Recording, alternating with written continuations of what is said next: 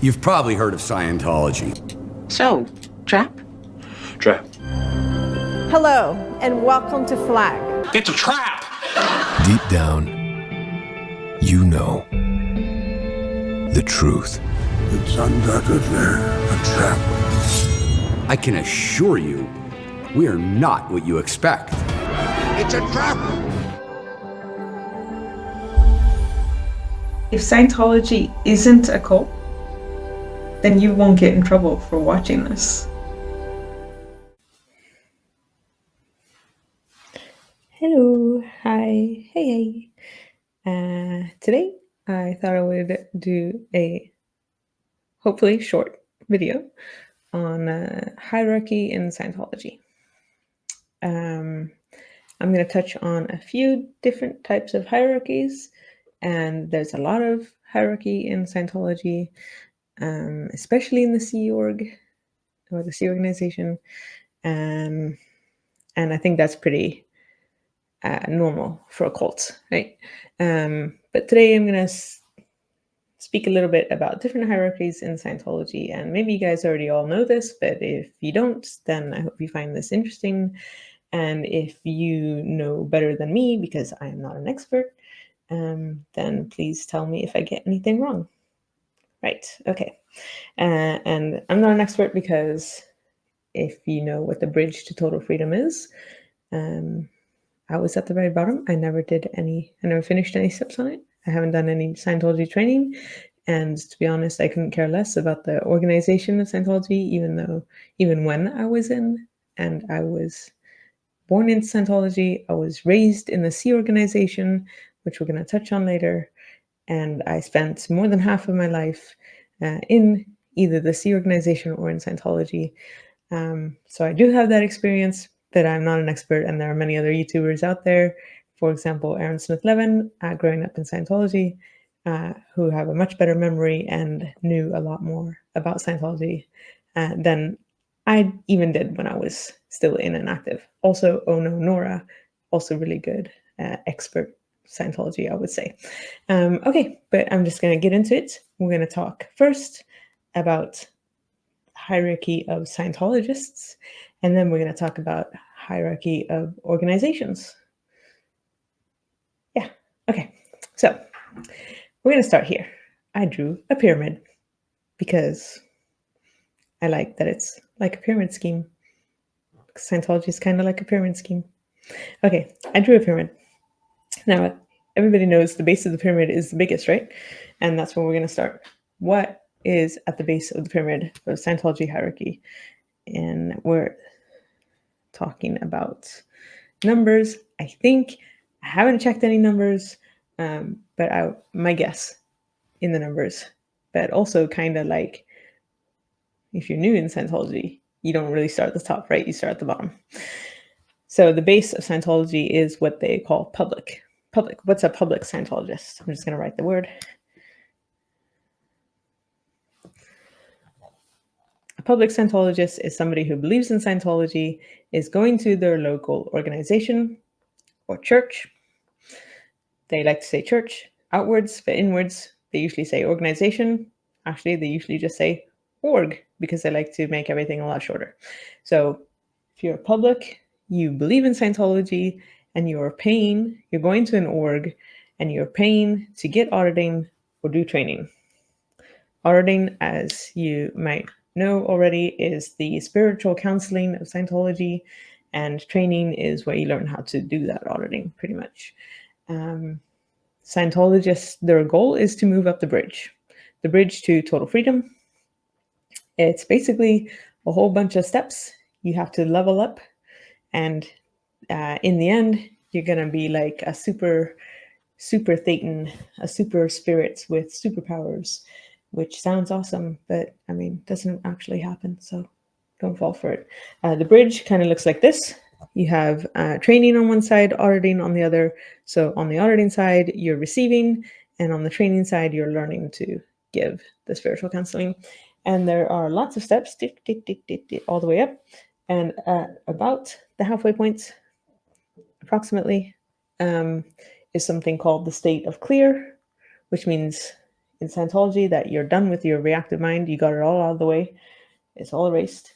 And on the training side, you'll have classifications of auditors, and they kind of match up to the levels of the auditing, and you'll also see later to the level of the organization. But you have a class 5 auditor, can deliver up to the state of clear. Yeah, and then you need higher class of auditors. And I am, as I mentioned previously, I haven't even finished a single step on the bridge to total freedom. Yeah. Anyways, that's the bridge. So a public Scientologist is somebody who is going to their local organization, their local org, and they're paying money to receive auditing or to do training. And that's them. They make up the base of Scientology. And I think I should be the most number of people as well. Now, I'm sorry about my handwriting. It's not great. The next level, the next hierarchy of Scientologists are staff members. Staff members work on a volunteer contract at their local org, and they sign contracts of 2.5 years to 5 years. They might get training or auditing for free as a staff member, but if they end their contract before the time is up, then they have to pay that back. And also, I think that if you you finish your 2.5 years or your 5 years, I don't think they'll let you go that easy. It's probably pretty hard. I know my mother did it, but I know she kind of had to fight for the right to not re-sign for another whatever it was. So yeah, they have normal jobs, and then they work as a volunteer basis, but under contract and with lots of regulations at their local org. Yeah. So the local org is pretty much somewhere that has class 5 auditors, and they can deliver up to the state of clear. And then above that, we have the Sea Org. And I'm going to write SO because that's how they just say SO pretty much, or maybe they say Sea Org. The Sea Org. Now, I'm going to make a comparison to the Catholic Church, and I don't know a lot about the Catholic Church, so if I get this wrong, please don't come after me. Basically, in the Catholic Church, you would have, your public would be, the people who believe in Catholicism. They go to church on Sundays or a Christmas Mass or whatever. They visit their local church. The staff members might be like priests, I guess. And they work at their local church, and maybe it's their full-time job if somebody else is paying their rent and their bills and their food. I don't actually know how that works in the Catholic Church. All right, but when you get to the Sea Org or the SO, that's kind of like your nuns and your monks at, in the Vatican City or in a convent. They give up their life to work for Scientology. So they sign the infamous billion-year contract. They live communally. They don't pay rent. They don't have their own home. They live with other Sea Org members. They're fed, hopefully, 3 times a day. 3 square in a cot. Except it's voluntary. It's not prison. It's not supposed to be prison. And it's supposed to be voluntary. But the Sea Org, yeah, it's the organization of the Sea Org is inspired by the American Navy, because Hubbard, the founder of Scientology, he was in the Navy for a little bit, and he hyped up his experience in the Navy, or I guess he was just infatuated with all the Navy boys. I don't know. He based the Sea Org on the Navy. So in the Sea Org, back in the day, they had Navy uniforms or naval style uniforms. These days, they don't, because they stick out like a sore thumb and also stolen valor, and people just got annoyed with them. But yeah, back in the day, they had Navy-inspired uniforms. And the Sea Org, as I said, they just give up their whole lives. They sign a billion-year contract. They're expected to, after they die this lifetime, they're going to come back next lifetime and work a whole nother lifetime, and on and on and on and on for however many lifetimes you need to have served 1 billion years in the Sea Org. Side note, you usually have to sign it again every time you join. So that's just a never-ending thing. And the Sea Org runs Scientology International. Like they run all of Scientology. So this is like a hierarchy of a Scientologist. You could be a public where you're just, deedy weedy namby pamby, not like super serious. Maybe you are super serious. Maybe you're Tom Cruise, but you haven't dedicated your life to it. You go to church on Sundays. You have your staff that work at a local org. They're putting in maybe half-time because they usually have a real job that they go to, and then they work a couple hours a day, or maybe they work the weekends at their local organization. And you have the Sea Org, who have literally given up everything they own and their whole lives and their families to work for Scientology full-time. Now, the Sea Org are supposed to get 1 day off every other week if their statistics are up, meaning they produce more than the week before. And they're also supposed to be allowed 3 weeks of vacation every year. How many Sea Org members actually get a day off every other week and get a vacation? Probably very, very few. So I was in the Sea Org for approximately 5 years, and I think I had maybe 6 or 7 days off in total over 5 years. And I think that's actually a lot compared to some other stories out there. So yeah, and they work, 7 days a week, 12, 14, 16, 20 hours a day. Yep. All right, so that's the hierarchy of being a Scientologist. And we're going to add one more group to this.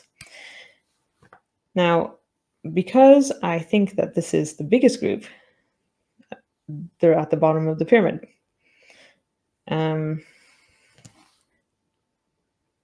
But I think they're at the top. I think they're the best. They're the best group.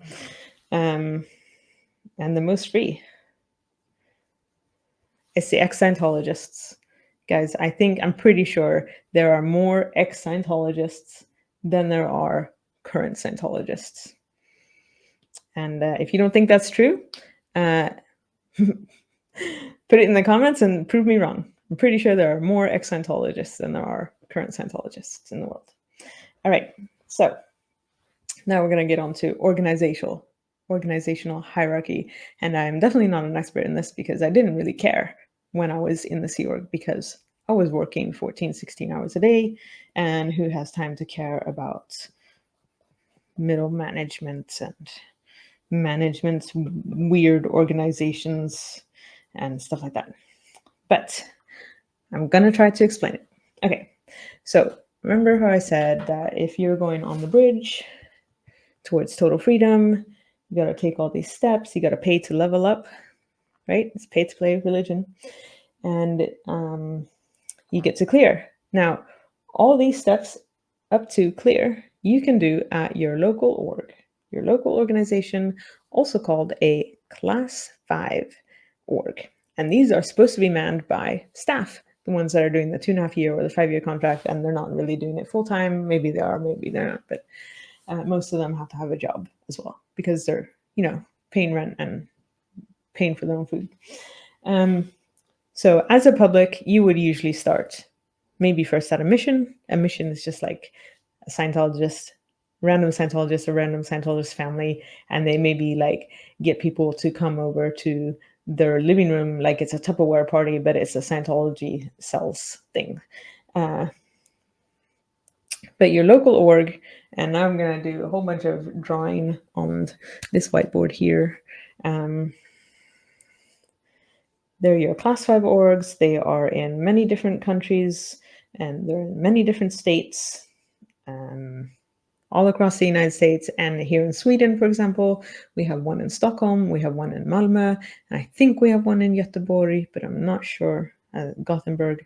And they're like your local, there's, one in Dallas, and there's one in Austin, and there's one in Chicago, and yeah. So they're like smallish. Sometimes they have really big buildings, but most of the time they're small, kind of dingy, or just small in staff numbers, even if they have a really big fancy building. And there are class 5 orgs, and they are manned by staff that do 2.5 or 5-year contracts, and they can deliver up to clear. So if you're a public Scientologist, this is the most common type of organization that you're going to. Now, you want to progress up the bridge if you're a Scientologist, right? You want to get past clear. You want to get to the OT levels up here. OT is operating Thetan. Thetan is like what they call a spirit or a soul. And you want it operating well, right? So there are OT levels. And the OT levels currently released are 1 to 8. And supposedly there's many more, but there isn't. But don't tell Scientologists that, because I think there are. Now, to get to, or to do the OT levels, you can't just go to your local class 5 org. You need auditors of a higher class. And who delivers those OT levels then? Now we're getting to the Sea Org orgs. The Sea Org orgs deliver everything from clear, above clear. And there aren't as many. And I'm going to refer to them as bases, because that's the word we used for them. That's a base, right? So you'll have a number of Sea Org bases. And let's see if I can remember. There's Clearwater, Florida. There's Los Angeles, California. There's Copenhagen, Denmark. There's Johannesburg in South Africa.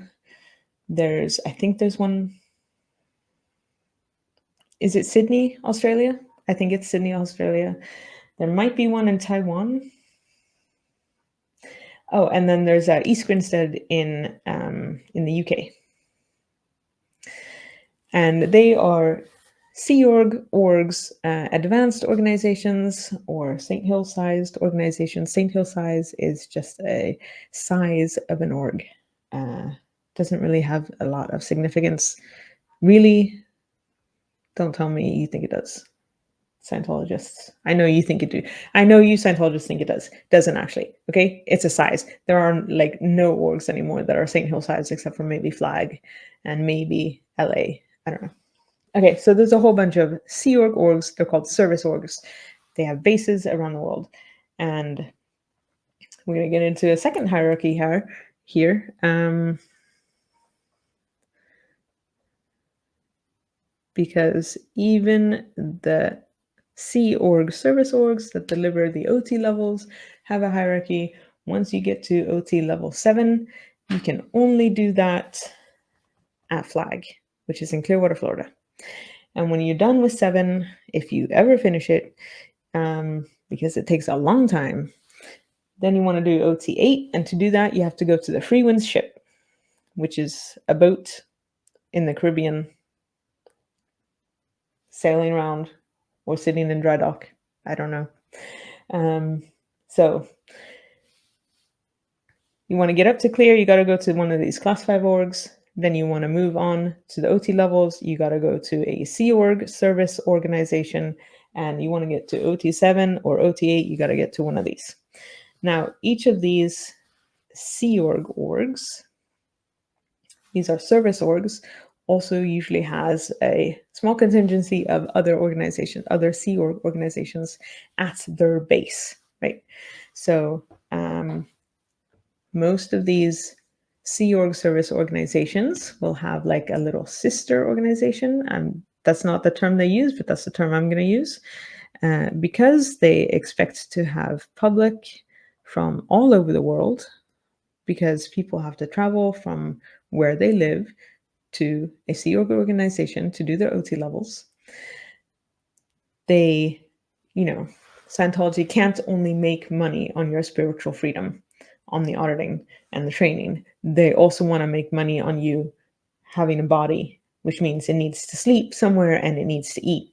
So the Sea Org also has hotels and restaurants, usually restaurants in the hotels, but anyways. So like a little sister organization next to each service organization is a service organization that does hotels and restaurants.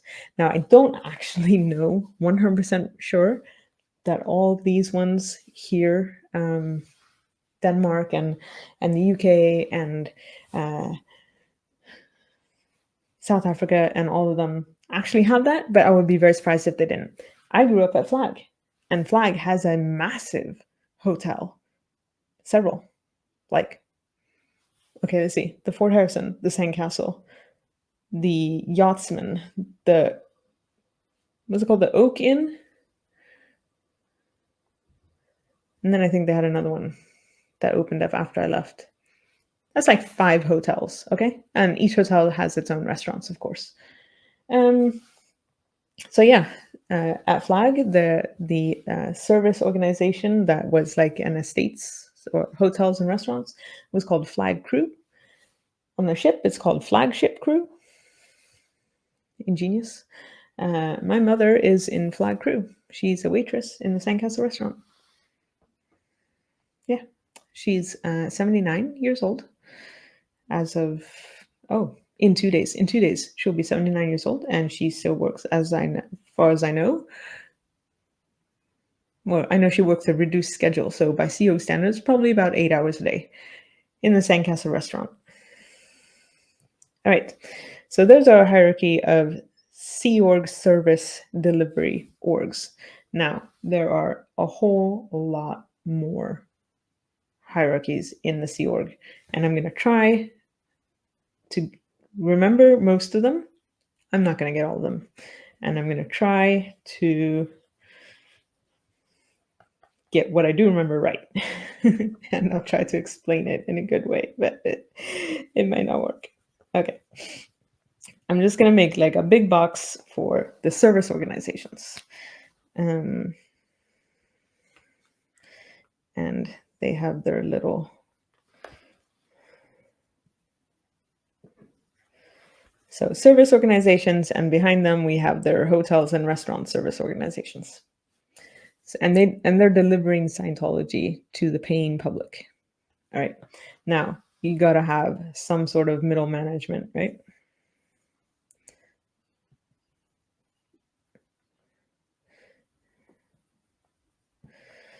I wrote middle manage. Anyways, middle management. So middle management, you will have the CLO, Continental Liaison Office. Now, Scientology doesn't have exactly the same continents as the real world. Like they have East US and West US as 2 different continents, needing 2 different continental liaison offices. But basically, in middle management, you have CLOs, and they are looking at all the little class 5 orgs in their continent, their Scientology definition of a continent, and making sure they're reporting in, and they're supposed to be dealing with any issues that pop up and so on. You will also have FLOs, I think it used to be called, flag liaison offices, because at the end, everybody's going to go to flag anyways, if you're getting up the bridge and going to 7. So I think flag used to have like a flag representative at middle management level in all the different CLO offices. But I could be wrong on that one. Middle management, yeah, that's like CLOs. I don't actually know a lot about middle management. I really couldn't care less when I was in the Sea Org. I didn't care. But at Flag, for example, we had the organization called FLB, Flag Land Base Org, and they had kind of like a middle management position for specifically the flag organizations, as in the FSO, Flag Service Organization, and the FC, Flag Crew. And all their security guards at Flag were in FLB, the Flag Land-Based Organization. Yes, so middle management. I don't really care. Nobody cares about middle management. just paper pushers. They're just gathering stats every week. But there's a lot of people there. There's a lot of people there. All right. Then we have, this is going to get confusing. Even I'm confused about this, guys. There used to be, when I was in, this like big poster with all the different like hierarchy of the organizations, and some of them had like different shapes. Like RTC had a triangle shape and stuff like that. But I'm just gonna draw it like this, and I'll try to explain and I'll try to be accurate. Now, international management. I think they used to be called International Management Exec Strata, IMES, but I'm not sure. I'm just going to put IM, International Management. And, sorry, there you go. And they were in charge of the CLOs, who were in charge of the orgs beneath them. And basically just do the same thing. Like the orgs report to the CLO reports to international management, international management goes, oh, here are your orders to the CLO sends the orders on down to the orgs. And there's a whole bunch of, I think, like little organizations that are involved in international management, like the Watchdog Committee, I think it was called. I actually don't know if Watchdog Committee was part of international management. Anyways, Guillaume Lesèvre was the executive director of the international management stuff, org, thing. I remember him because in every organization, there was supposed to be like a letterbox with like letterhead that you could write a letter to Guillaume Lesèvre. Pretty sure he's still in, and he must be quite old by now. Okay, moving on. We have the CMO. So, hang on. They're definitely above.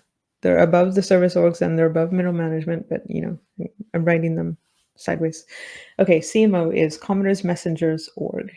Now, back in the day when Hubbard was alive, he was the Commodore of the C organization, and he had a whole gaggle of teenage girls running messages for him. And anything he said, like, you know, go tell Joe Blow over there to do this, they would run and tell Joe Blow over there to do that. And they were trained to repeat his orders exactly as he had given them. And when a Commodore's messenger comes to you and gives you an order, you're supposed to treat them with the same respect as you would treat the Commodore, L. Ron Hubbard. Now, CMO has an organization at international management, but they also have smaller organizations or units at like every Sea Org base. At Flag, they were pretty big. I think like, I don't know, 20 to 50 people at a time.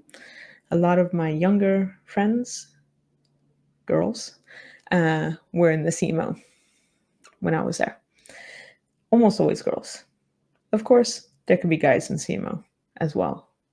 But Hubbard really liked the young girls for that organization.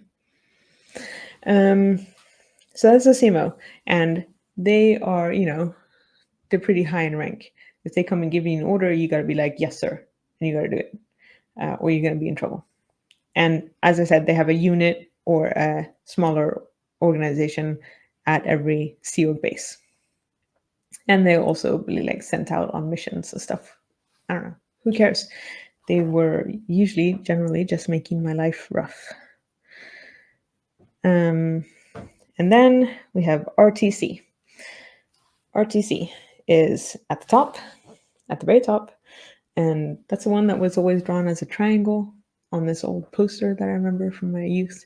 RTC is Religious Technology Center. If you've ever heard of David Miscavige, he's the head of RTC, or he's the chairman of the board, RTC. And RTC is basically responsible for making sure that the trademarks of Scientology are kept protected, I guess, and Scientology is being done correctly. They're really into checking that the auditing is being done correctly, that the training is being done correctly, and so on and so on. They're also really just into giving orders to people all the time, and were a major stress factor for me when I was in the Sea Org Flag. At Flag, there was an RTC unit of, I think, maybe 10 people. I don't know. And they were kind of like, each one had like a different area of Flag that they were like specialized on, and always overseeing and always giving orders and always bringing up the stress level of that area. So RTC, they're really at the top. They run everything, or David Miscavige runs everything through RTC and through CMO. International management, I think, is pretty much just deconstructed at this moment. I don't think they even exist anymore. All right, what have we got here on the side? We have two organizations here on the side that are, they're not in any, they don't have any management positions, but they're generally, when I was in, we looked up to them, even though they don't have any authority or say over how anything is done and so on. And these are the production organizations of Gold and NEPI. Gold, or Golden Era Productions, and New Era Publications International. Gold is in California, in Hemet. And NEPI, by the way, you weren't allowed to know that in Scientology. You're not allowed to know where Gold is, but pretty sure it's in Hemet. And NEPI is in Copenhagen, in Denmark. And basically, they print all the LRH books. They make the e-meters. I think only Gold makes e-meters.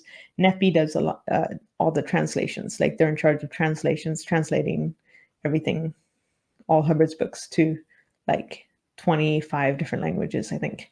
My mother helped. Not my mother. My grandmother was part of a project to translate to Swedish. Yeah. But yeah, they are, like, they don't have any say in management, but they were kind of, off to the side. But, we could, especially at Flag, we really looked up to Gold, especially as kids. We're like, oh, Gold, that's like, you get to work with movie stars and stuff. Yeah. All right, that's kind of like, there's so many hierarchies, and it's so complicated, and I've forgotten most of it. But yeah, there are a lot of like organizational hierarchies in Scientology and in the Sea Org especially. So the last thing I want to touch on before I end this video is front groups. And I found a really good Wikipedia article that lists all previous and currently known Scientology front groups. So what is a front group? It's basically a group, an organization that is trying to get people into Scientology without telling them it's Scientology. Basically, they will have some sort of selling points, and they try to use whatever that is to get people interested. And yeah, and then once they have you hooked, then they get you into Scientology. So some example, I hope I remember, this is not my forte. I'm going to link to the Wikipedia below, but I'm just going to run through a couple of them, and I really don't remember what they all stand for, but some of them I will. So, okay, so there's ABLE, Association for Better Living something, I don't know. They kind of like run most of the front groups, as far as I know. Then there's WISE, which I don't remember what it stands for now, but that's basically taking, they make these courses of organizational tools, management tools, and they sell it to like dentists and doctors and vets. And once they got you convinced that this is good stuff, then they try to get you into Scientology. And then there's CCHR, which is the Citizens Commission on Human Rights. And they're all like, oh, we protect human rights, but we're also a child labor and human trafficking organization. Yay. They just do like a whole bunch of like, oh yeah, this is important. This is human rights. Like Scientology fights for human rights. They don't. Okay, moving on. ASI, Author Services Inc. Incorporated, or International. author services. Basically, Hubbard wrote a lot of books that isn't Scientology, a lot of really bad science fiction and some fantasy, and ASI takes care of those books and hopes to publish them and keep them, selling. When I was in the CEO, they re-released some of his books, and they wanted to get them on the New York top 50 or whatever that list is called. God, brain fog today. Anyways, so basically, all us CEO staff members had to buy a whole bunch of copies of a book called Ay Padrito, about a CIA agent with a doppelganger. It was like, meh. Anyways, ASI, they do all the non-Scientology written works of Hubbard. Then there's Applied Scholastics, which try to get into the schools and get the kids. And they do like Scientology study tech, but they don't tell you it's Scientology until you're hooked. You'll have Narcanon, which is a Scientology drug rehab, or Criminon, which is a Scientology criminal rehab, which I think is kind of defunct now. I don't think they're actually working anymore, Criminon. They tried some stuff in prisons in Mexico. When I was little, I heard that all crime in Mexico had been solved through Criminon. I don't think that's true. Yeah, there are so many front groups, and I will try to remember to link the Wikipedia below. I will bring up CAN. CAN is the Cult Awareness Network, or the new Cult Awareness Network. CAN, as it sounds, was a network of people who informed about cults. And they informed about Scientology being a cult. And Scientology did what it does and sued them, or sued the individual board members of the network, and so on and so forth, and bankrupted them, and then bought the name CAN. So the Cult Awareness Network is now a front group for Scientology.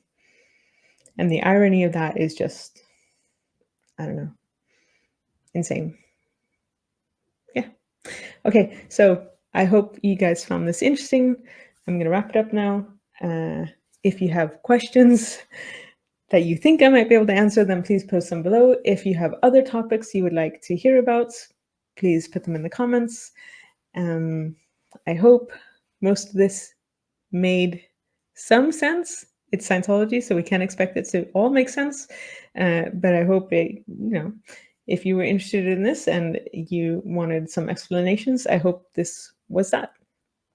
So thanks for listening, and have a great day. And remember to take care of your mental health, and don't be culty. Bye.